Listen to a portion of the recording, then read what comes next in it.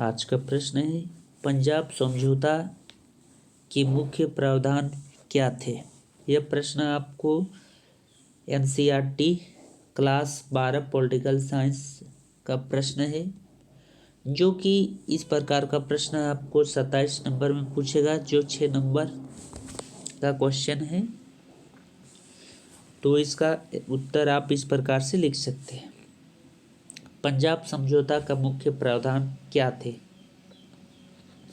राजीव लोकवाल समझौता अथवा पंजाब समझौता है। इसको आपको राजीव लोक समझौता भी बोल सकता है, कहीं कहीं राजीव लोकवाल समझौता अथवा पंजाब समझौता 1985, इसका प्रश्न ऐसा भी बन सकता है। तो उत्तर आप इस प्रकार से लिखिए। 1984 के चुनाव के बाद सत्ता में आने पर प्रधानमंत्री राजीव गांधी ने नरमपंथी अकाली नेताओं से बातचीत की शुरुआत की।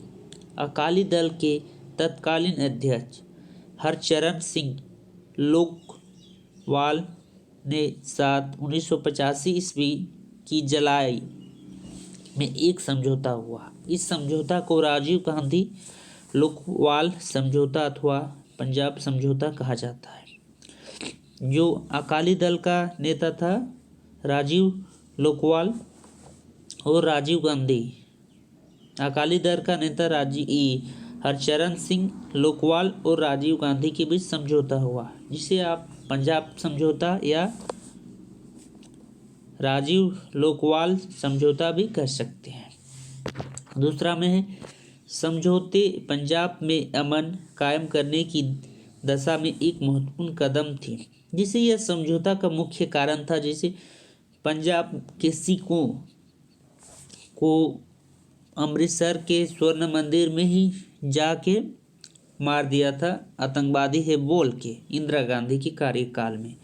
तो पंजाब वाले सरकार से पूरा विरोध में थे, तो इसको ही शांत करने के लिए राजीव गांधी यह समझौता किए थे। समझौता पंजाब में अमन कायम करने की दशा में एक महत्वपूर्ण कदम थी।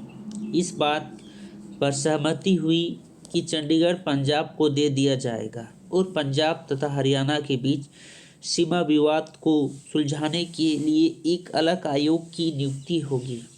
समझौते में यह भी तय हुआ कि पंजाब हरियाणा राजस्थान के बीच रावी ब्यास के पानी की बंटवारा के बारे में भी फैसला करने का एक डिस्ट्रिब्यूनल यानी न्यायाधिकरण बैठाया जाएगा।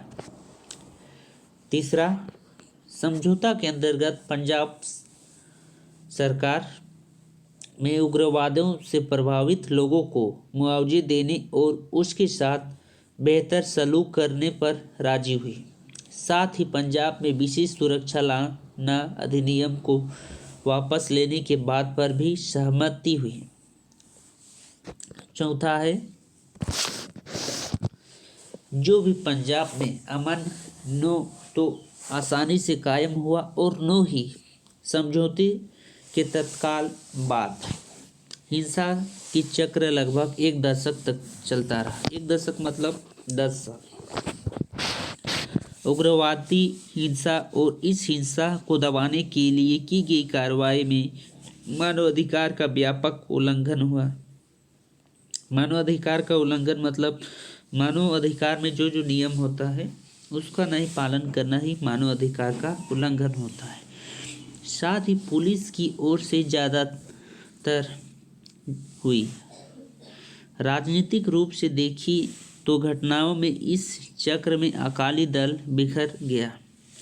केंद्र सरकार को राज्य में राष्ट्रपति शासन लागू करना पड़ा।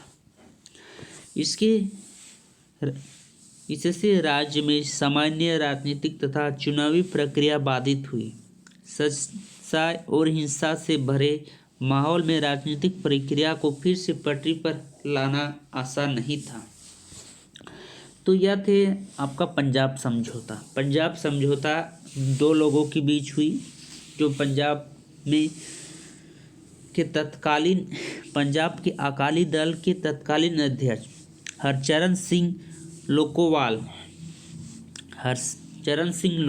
जो तत्कालीन अकाली दल के अध्यक्ष थे और उस समय की तत्कालीन प्रधानमंत्री कांग्रेस के राजीव गांधी के बीच हुआ यह समझौता।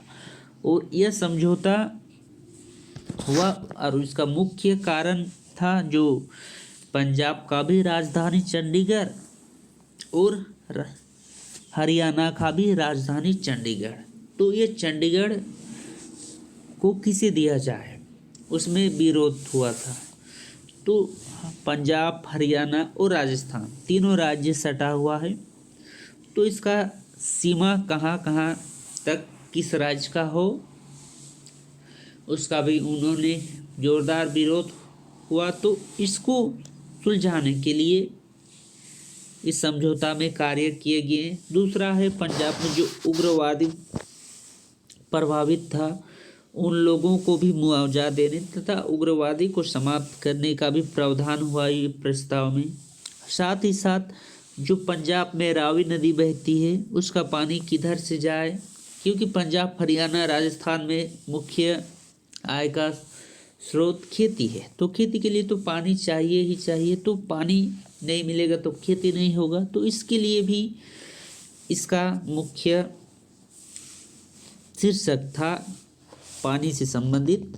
बाद में लास्ट में यह जो समझौता हुआ शांत नहीं हुआ समझौता में, और एक दशक तक यह चलता रहा। तो ये थे पंजाब समझौता, या आप बोल सकते हैं राजीव लोकवाल समझौता। 1985 में यह समझौता हुआ था। तो यह प्रश्न आपको NCERT 12 क्लास पॉलिटिकल साइंस का 6 नंबर का प्रश्न है, जो कि आपको JEE बोर्ड तथा हर राज्य में जो NCERT लागू किया है उसमें यह प्रश्न पूछ सकता है, इसीलिए यह प्रश्न आपका इम्पोर्टेंट प्रश्न है।